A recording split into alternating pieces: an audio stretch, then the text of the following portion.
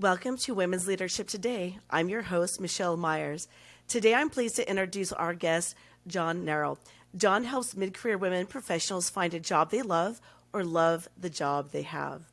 John's professional walk included a 25-year career in education and is a long-standing corporate consultant for Fortune 500 giant Casio America, Inc. John is also the host of the Mid-Career GPS podcast and author of Show Up, 6 strategies to lead a more energetic and impactful career, and your Mid-Career GPS, 4 steps to figuring out what's next. He is also a coach for Next Up, previously known as the Network of Executive Women. Well, John, welcome. Michelle, it's an honor to be with you today. I'm so glad we get to spend some time together. Yes, well, John, we definitely are excited to have you here today, and we certainly have a lot to talk about. And one thing I'd like to jump in with is we've definitely been seeing great changes in the employment landscape over the last few years. And I'd like to ask you to start off, what are some of the most notable differences you're seeing, especially for women professionals? It's a great starting point because as we start off 2023, we cannot overlook the fact that we are still dealing with the pandemic and the impact that has had specifically on women in the workplace and how we do our work every day. Just last week, there was an article from the World Economic Forum that shared that women make up approximately 39% of the global workforce, and at the same time, they have suffered 54% of the job losses. When we pair that with a study from the University of Arkansas that cited that women bore a disproportionate amount of the childcare responsibilities, meaning that they were the ones who were more inclined to leave their jobs to tend to families. And what they found out was that in a 2-parent household, 1 in 3 working mothers were solely caring for their children, as opposed to 1 in 10 working fathers. Yeah. So we have to understand that there's a huge impact that women have been facing as a result of the pandemic. And while pre-pandemic, we were seeing greater strides at closing the gender gap between men and women in the workplace, that has definitely taken a huge hit.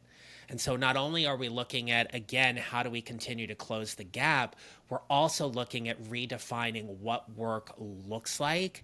And one of the things that stands out for me the most, Michelle, is that if we go back to March of 2020, almost 3 years ago, we had people that were shifting their living environments, doing work at dining room tables, doing work in their favorite chairs. The spaces they would come home at night to relax in were now places where they worked. Yeah. We are still redefining what work looks like.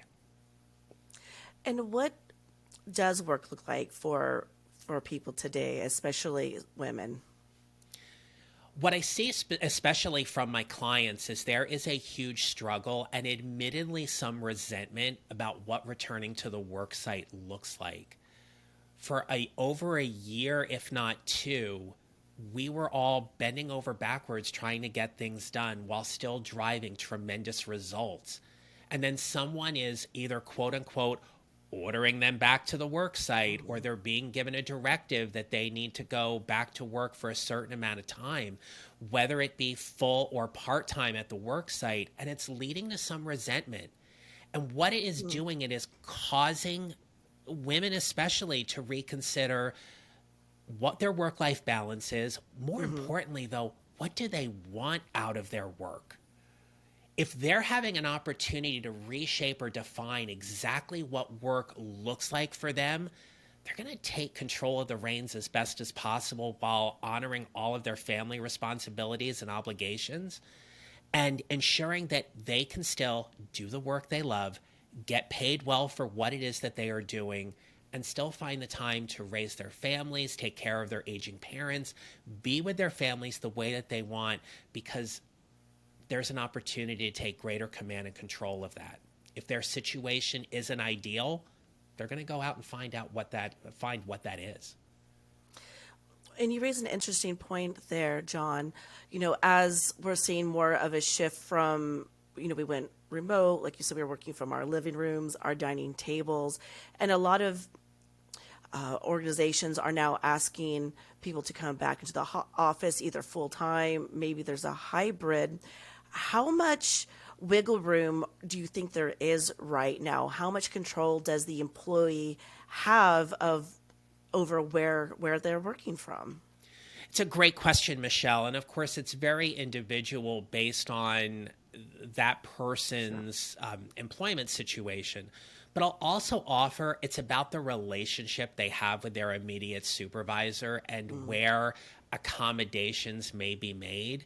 The one thing we know, and this is something that hasn't changed as a result of the pandemic, companies will always look for and want to retain their best talent. Sure. So there are avenues and opportunities to explore where if you need a certain accommodation or you need more flexibility, the challenge there is to ask for it. And for heart-centered leaders, and I've seen this particularly in my practice, a lot of the women I work with often tend to struggle with asking for what they want. Mm-hmm. And it's really about getting clarity around what they're asking for, why it's important, and not being attached to the outcome because they recognize no matter what happens, they're going to be okay. They will figure something out. But ideally, especially for women who are organizationally loyal, they also want to make sure that they keep this working relationship that is beneficial and advantageous to them as healthy as possible. And I think that's where the line you use quite a bit comes into play very nicely, John, about finding the job you love or loving the job you have. And obviously that means different things to different people. But for those who are very loyal to an organization and aren't looking to move on for whatever reason, what can they do? I know you have 6 strategies for how to show up and give your best. Can you share those with us? Sure. The 6 strategies are setting ground rules, having intentional conversations, owning where you are, welcoming new opportunities, using your genius, protecting and promoting your brand. The idea behind the 6 strategies came up because not only in my own life and career, but when I was leading teams and even at the start of my coaching practice, people would come and they'd say, I need to show up differently. Well, how you show up, Michelle, and how I show up might be a little bit different, and that's fine. That's what makes us unique. But just as somebody goes into an interview and may say something like, you need to hire me because I'm a team player, I would always ask the candidate, tell me how you play on a team because I'm not sure we play the same way. The 6 strategies are there to ground a conversation in the actions, behaviors, and results that we generate because we choose to define how we show up more energetically and impactfully. And when you talk about having intentional conversations, what does that look like? What does that mean? Okay. Imagine there are 2 empty chairs sitting in a room, and you want to have a conversation with someone. You're going to sit in one of those chairs. The other person will sit in the other chair. The goal of an intentional conversation is that you move the relationship forward. Having an intentional conversation doesn't mean you always get what you want. You leave with a smile on your face. There's perfect resolutions and things. It's not. The intentional conversation is that there is an objective or goal at the start of the conversation. And by the end of it, you have the information you need to move your career forward. Michelle, before I opened my coaching practice full time, I worked for a wonderful organization. I had survived a couple of reorgs, but admittedly during the last one, I didn't land as well as I liked. And after dealing with that for a few months, there was a day when I walked into my vice president's office and I had that intentional conversation with her about my career path. What I was seeing was that for where I had landed and where the company saw me, my career path was at best horizontal. And when I asked her those questions directly related to my career path, I ended that conversation with, how accurate am I? And I want our listeners today to really think about that question and having an intentional conversation. When we ask, how accurate am I, we're asking for acknowledgement and validation around whatever it is we are thinking and we are feeling to determine where our career is headed.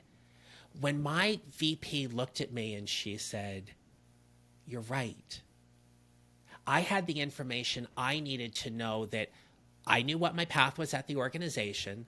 And if I really wanted to find a job that I was loving, I needed to go elsewhere. And John, when someone gets to an impasse like that and they're not happy where they currently are in their profession, what is typically the biggest pain point that they have? Michelle, what I see the biggest pain point is a fear about being stuck. And I define stuck as there is either no place for them to go up on the organizational chart. Okay. They're blocked in some way. So people aren't retiring. They're not willing to open up a new position at that level. There isn't capacity. And so when they're stuck organizationally where they can't move up and they don't want to move laterally, the next option is to move outside of the organization. And that's where a lot of overwhelm can come in, because now we start thinking, okay, I've got to get my resume updated. I need to be networking more. I need to polish up my interview skills. Job boards are difficult to navigate, and I know the response rate's not wonderful. In the meantime, and especially for women, if they've got small children at home, they've got families, they have aging parents, which a lot of my clients have, it's another thing to fit in an already busy day. Mm-hmm. So when we get overwhelmed, our brain wants to shut us down because it wants to protect us from all this other added stress that we have. And so it creates this cycle where the brain will start saying things like, look, you have it really good where you are. You make a good salary. Why are you trying to change things? You don't have the bandwidth to do it right now. And for mid-career women who are typically in the ages around 35 to 50, who haven't hit the mega millions or the Powerball recently, or not independently wealthy, they're still looking at a very substantial runway for their career. And what that means is that being stuck isn't an option anymore. So the fear of being stuck is either holding them back or driving them forward to make a change in their career. Well, when someone does feel really stuck in their current position, what is the first thing you coach them to do? I ask them to define 4 F's. Now, as someone who had a 25-year career in education, teachers and F's don't really like that. But the 4 F's are, it's very simple and straightforward. So the first thing I want to know is define your fit. So what is your fit in the organization? How well do you align to the company's mission and values and goals? Do you like going to work every day? Do you like the people where you work? And does the organizational culture align with what you're looking for in an employer? The second F is function. Let's get into the details about how much do you really like the work you're doing day to day. It's fair enough to say we're not going to love 100% of everything we do, but when that percentage gets smaller and smaller about what you like, there's an opportunity to redefine the function. The third thing is finance. How much are you being compensated? And the last F, and admittedly the most important one, is forward. How does this current position move you forward into either a new role within the organization or position you more strategically for something outside of it? Well, and John, people listening today, I'm sure some are going to say, well, I'm not looking to shift professions or careers yet for various reasons. What is something someone can do to fall back in love with the job that they do have and get excited, reignite that spark that they once had? I really appreciate that question, Michelle, because it all starts with a thought, right? We have a thought that we've fallen out of love with our job. And in my training, what I know is that a thought creates a feeling, that feeling creates an action, that action creates a result. If the thought that you're telling yourself over and over again is, I don't like my job, I hate where I work, you're just gonna, it's like that snowball that rolls down the hill. So one of the things when people want to fall back in love with the job is really about shifting the thought. And I work with them on identifying what is something that really lights them up every day that they get to do. Is it more about working on a particular project? Is it a specific kind of client?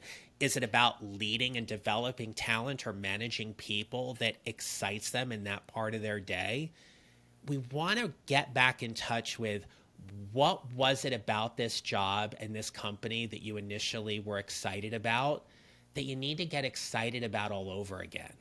And if that's not possible, there's a larger conversation about what does a separation look like when they're ready to move on. But to fall back in love with the job, it all starts with a thought. And John, what is the first real indicator for women you work with that it's time to consider moving elsewhere? Well, for the women I work with, and admittedly, it's also the same for the men I work with here too, it goes back to those 4 F's. Something's misaligned. It's something with the fit, function, finance, or forward. And right now at the beginning of the year, admittedly, there's a lot of companies who are starting their performance appraisal cycle. And I believe that in the performance appraisal cycle, the one thing you're ultimately responsible for is your self-evaluation, but you deserve to have a performance appraisal meeting with a manager or supervisor who is willing to hold space and invest in learning what you want to do at this point in your career. Where do you want to add more value to the company? What is it that is making you happy and unhappy? One of my favorite books is called How to Say Anything to Anyone by Sherry Harley. I read this book years ago. She's got a fantastic feedback protocol. Her company is called Candid Culture. And one of the questions that I gleaned from her book that I know it's gold because I've asked it and it just works so well, is that I would sit in these check-in meetings or performance appraisal meetings with my team, and I would say to them, tell me 3 things you love about your job. And they would answer. And then I would say to them, tell me one thing that frustrates you so much that would give you cause, reason, or concern to actually consider leaving the company. Oh, wow. Exactly. Now, imagine having a boss ask you that question. What's the first thought you're going to have? Do you really want me to tell you? Right? I was just thinking that. Do you really want, like, am I safe enough to actually tell that? That's a great word. And so when there's safety, when you trust, when you have that there, people on my team would go, I've never been asked that before. And I would go, great, now you can answer it. And what I learned was that when I held space to learn what their frustrations were, if it was within my control to change that or divert it, that was how I could retain talent. We have to know what is the pivotal point that's going to tip us over the edge, that's going to give us cause, reason, or concern to leave. Because I firmly believe, I've seen it in my career, I've seen it with colleagues, I've seen it in my coaching practice, when somebody crosses over that bridge, they're not looking back. They're gone. And so that's what we have to keep in mind here is, we can do all we can to really try to fall back in love with the job. But if something's misaligned or it doesn't feel like it's the right fit anymore, or admittedly, you've gotten into a bad situation. You were promised a promotion. It wasn't given to you. You were promised this responsibility and it went to somebody else. If you feel like you're being looked over, if you're not getting opportunities that are there, find them elsewhere. And John, are you finding that women have a lot of options open to them right now? We're certainly seeing great, I don't, what's the term, really ups and downs in the job environment right now as things are so kind of, unstable maybe is the word you could use, or volatile, Yeah, volatile is a volatile. great word. Sure. Yeah. And in a climate like this, what can women do? What kind of options do they have open to them?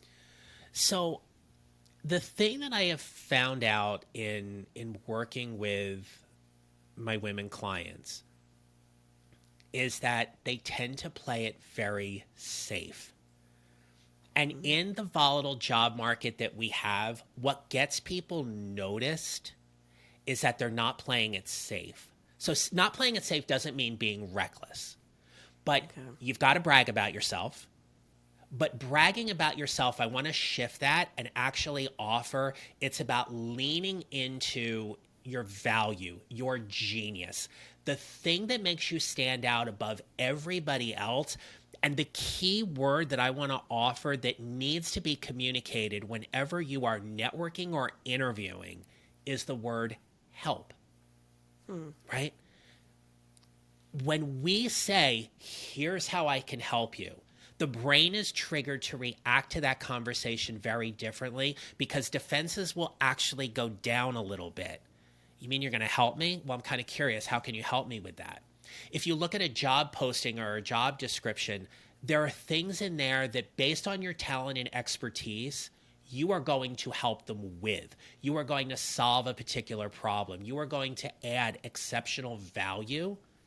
And so the other thing I'll offer here is that when you are talking about how you are going to help them, show them how you have helped. Provide robust and metric-based examples of where your direct impact has positively affected the company. Where'd you bring in more revenue? Where did you save more time? How did you retain talent? Whatever those were, paint a very vivid and robust story that shows them why you are different than everybody else. Even though the market's volatile, I still believe that it is a job seeker's market out there. Okay. The power of your networking, the power of making really great connections, and most importantly, the power in how well you tell your story from a place of value and service will get you noticed. And for some, being noticed can be a little uncomfortable, but getting noticed and really leaning into what your genius is an exceptionally powerful way to show up.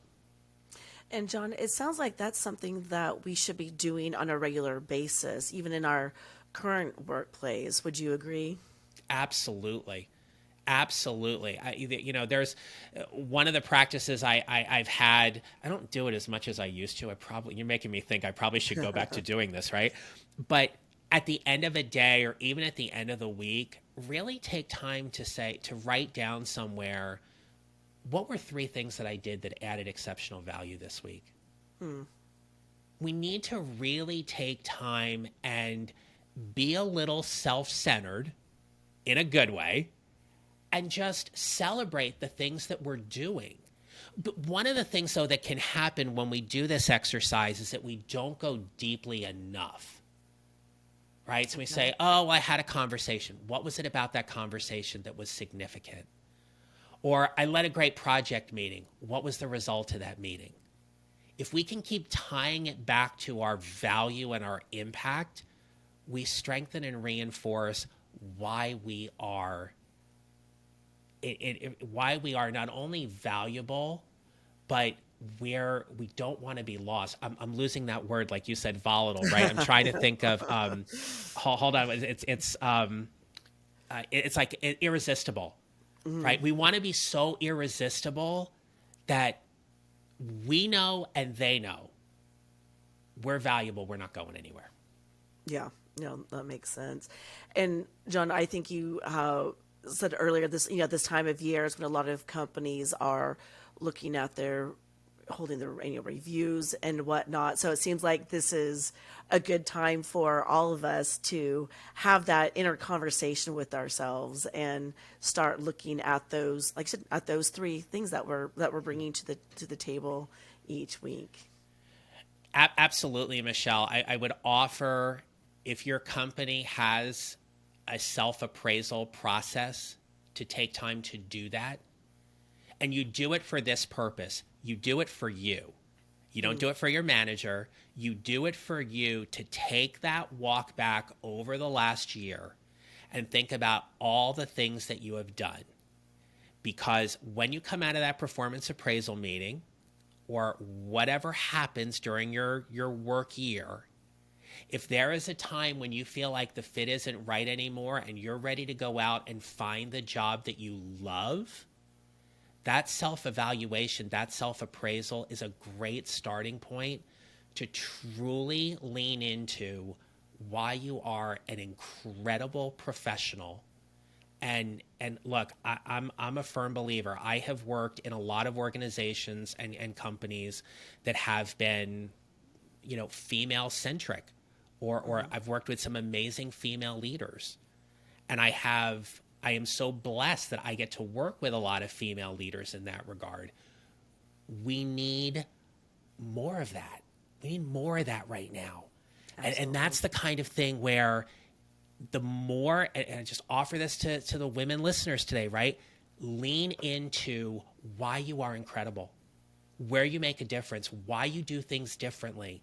Being different is okay. That's fine, but you're awesome. It's just like go out there and damn it, change the world because we need it right now. Yeah. Well, John, thank you so much. I think we all could use that encouragement and really take the time, like you said, for that self-evaluation. It's, I think especially as women, we put so much pressure on ourselves. We want to do and try to be it all for other people, but we don't always take that time to be there for ourselves. So I certainly thank you for that. Yeah. I mean, there's a common trait, Michelle, across all my guests. My clients rather. They all have really big hearts. And somewhere along the line, we were told that having a big heart wasn't to our best advantage. We feel too much, or we don't see things the right way. I just want to offer big hearts make big leaders. And it's really something to lean into. I really like that line. Thank you. All right, John. Well, it has really been a pleasure speaking with you today. And I thank you so much for joining us and sharing your inspirational thoughts and also your strategies. I think those strategies are tools that all of us can use and put to work for ourselves.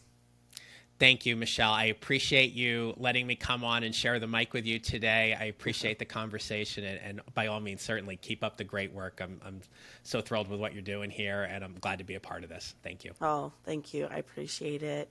And I'd also like to say thank you to all of our listeners. You can watch us on YouTube and listen to us on Spotify, Apple Podcasts, Google Podcasts, and pretty much anywhere podcasts can be found. And we would certainly appreciate it if you like, comment, and subscribe. And certainly please follow along with us on LinkedIn, Facebook, Twitter, Pinterest, and Instagram. All right. Thank you again, John. And thank you, everyone. Thank you for listening. Progressive Women's Leadership is passionate about providing the best tools to help you reach your fullest potential. Visit us today at progressivewomensleadership.com for access to workshops, articles, e-guides, and much more to help you further develop your skills and advance your career.